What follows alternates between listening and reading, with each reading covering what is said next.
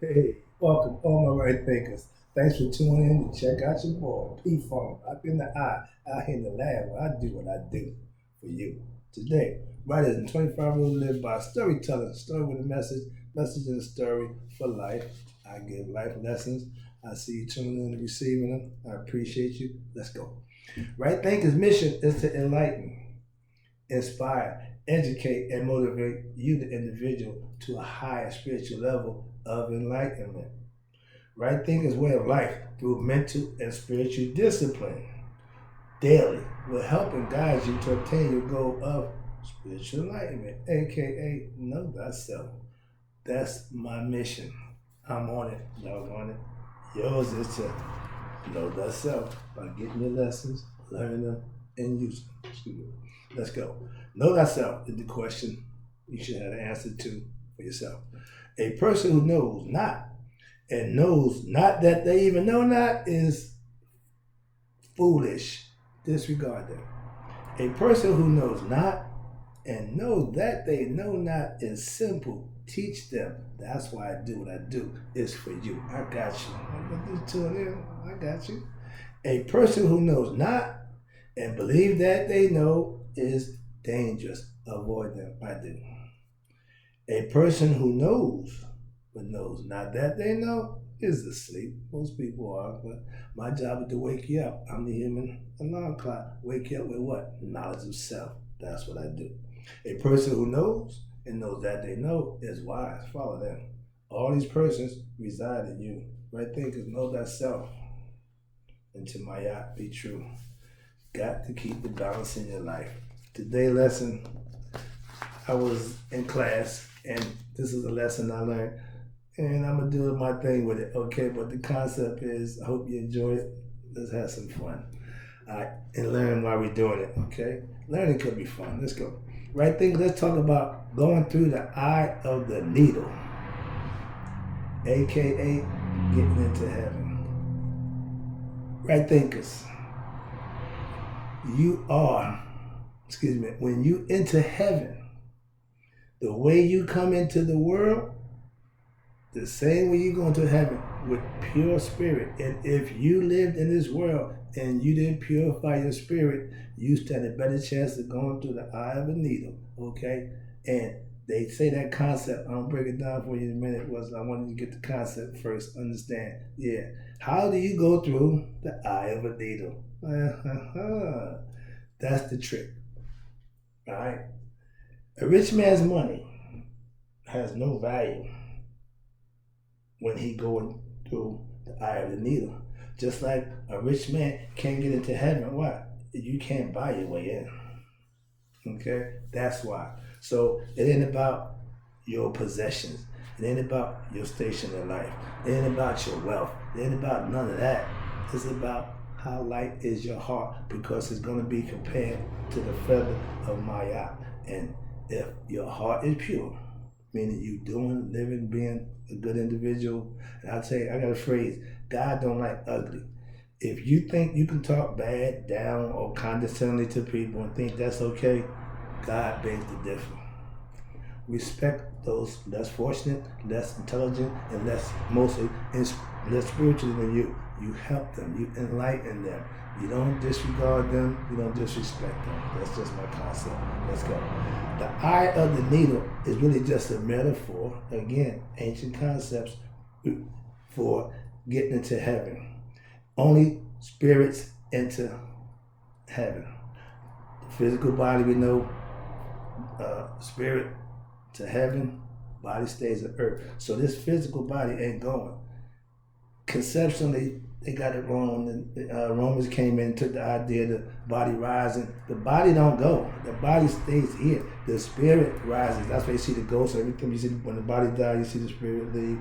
They got that concept from ancient Egyptians. Okay, understand that too. So most stuff we do came out of Egypt. But just understand that. I ain't bragging, but if you break it down and go back, a lot of stuff originated because we started civilization intellectually and metaphorically. We put everything in place for us to follow, and we still follow those concepts today. Watch this. The eye of the needle is a metaphor for getting into heaven. It's a spiritual concept, okay? Only your spirit enters heaven. Only you can go through the eye of the needle. The story goes in ancient Egyptian time, when the travelers would come into Egypt and they closed the doors. At a certain point, next doors closed up, bang, they closed the gates.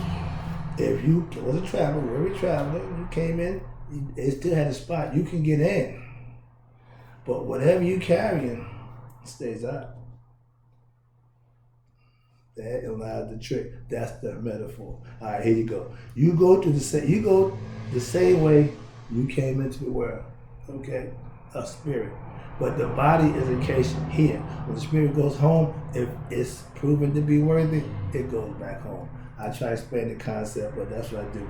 Just conceptualize it and break it down so that it makes sense. You don't have to subscribe or agree, but if it makes sense, I'm good with that. I just want to make sense. Some of the stuff I hear people say don't make sense. So it's important for me as a teacher to at least make sense of what I'm saying. In life, watch this. You can amass wealth, fame, status for all. But guess what? After death, Tutankhamun had all that. Mansa Musa, the richest man ever. And all his riches stayed right here.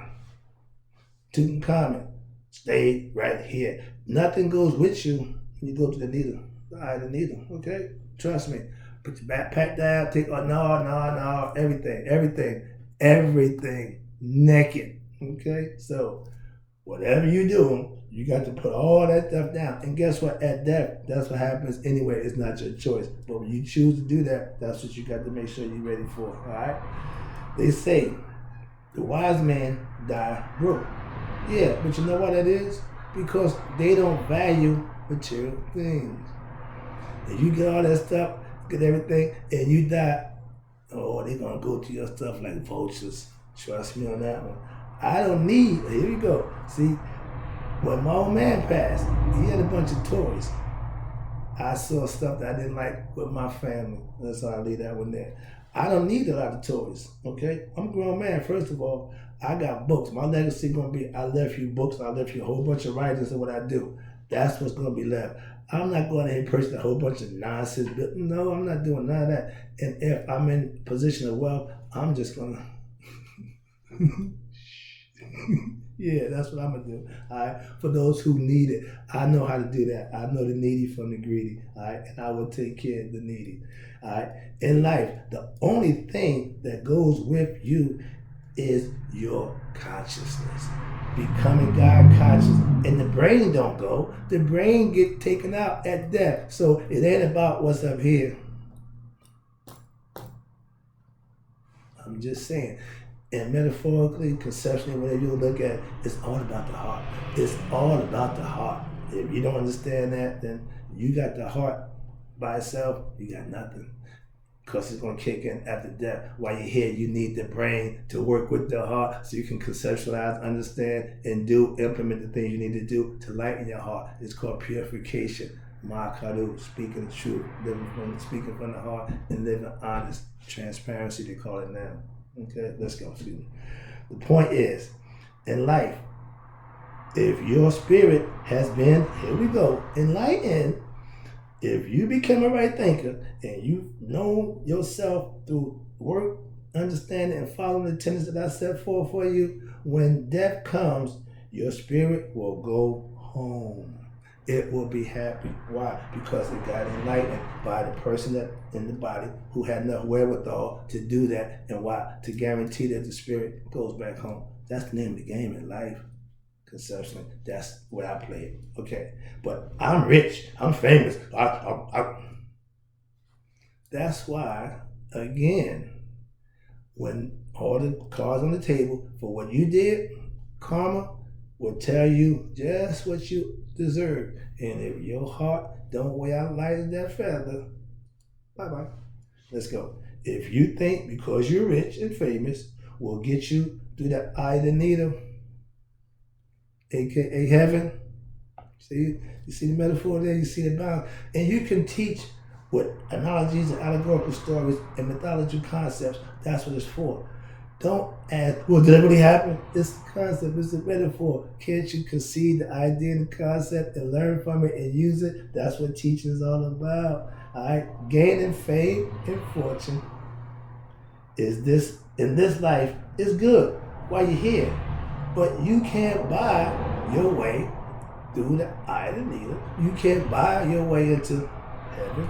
You got to do some things. That's what it's all about. And I tell people, I tell my students, you earn your blessings. God's grace is what He gave you, but you earn blessings by what? Your actions, your deeds, and how you think and feel from the heart. Are you a good person at heart? Is your intent good? Is it worthy of being scrutinized when somebody's going to look at examine your heart? Let me see what your intent. Okay, some of us are sneaky and deceitful because they figure nobody can see their heart. This is why I sport the eye. God represents this eye, and He sees your heart. So if you are spiritually disciplined, you know that. Your spiritual discipline tell you, well, I can't lie. Why? Because He know. I can't do this. Why? He know. So I don't not do the wrong thing for no other reason than He knows. So I'm spiritually disciplined myself to do the right thing all the time, even when nobody's around, even when I don't want to, even when it ain't to my likings. That's what growing and getting spiritually strong is all about. All these things you can do for yourself. I'm still working on it, okay? Trust me. In life, that game don't stop until the lights cut out, all right? I'm still playing. I'm in the game. Now, you will, watch this. When you fulfill your personal desires of things in this world, but no substance or no spiritual knowledge and no understanding of self, we already know what that is. So let's move on. I ain't gonna play that game. You knowing yourself is what you take with you, okay, through the eye of the needle or in the next life. Why? It don't make no sense to go there not knowing. You only gonna go there if you know you. Everybody don't you want to go where everybody know your name? When you get there, they gonna know you. Why? That's how the game is played. Understand it? So let's go. What am I down here? Okay, here you go. This concept is the best one. Money can buy material things in this world. You can get whatever you like, but spiritually, it can't buy an ounce of spiritual knowledge. It can't get you no closer to heaven than getting through the eye of the needle with a big backpack, a bunch of jewelry, a bunch of gold, saying, but mine, you ain't gonna make it. Okay? So if you don't know how to lighten that load, you don't know how to walk upright, you know how to live and talk and speak from the heart, almost an impossible task for you. Let's go. I don't care to be famous or rich. I want to be pure of heart. I want to be known as a good guy. I want to know people that my heart is in the right place. That's what I care about. That's called legacy, reputation, whatever you want. I want my reputation to be stainless when it comes to doing the right thing. Okay? Last one, I appreciate you tuning in. Let's do it. I live a light-hearted lifestyle. Okay, excuse me. I have a light heart because I live a light-hearted lifestyle. Pure, honest, righteous. And I would never, them two guys, righteous wasn't in that conversation, but a lot of other things were. But my point now is you change. Now let's go. When you're true to yourself, your heart becomes lighter and lighter. Why? You're unloading all that nonsense, evil intent, deception, all that nonsense you think nobody knows about. When you're purifying your heart, you have transparency. You're honest, starting with yourself. You can fool a lot of people summertime. You can fool most of the people all the time, but you can't fool none of the time. If you try that, you will lose. Your heart is where, watch this, the truth, aka God dwells. I try to emphasize that, and my lesson this week was about the heart. That's what I told my pastor. Now you're in my warehouse. You're back in my neighborhood again. Let's talk heart.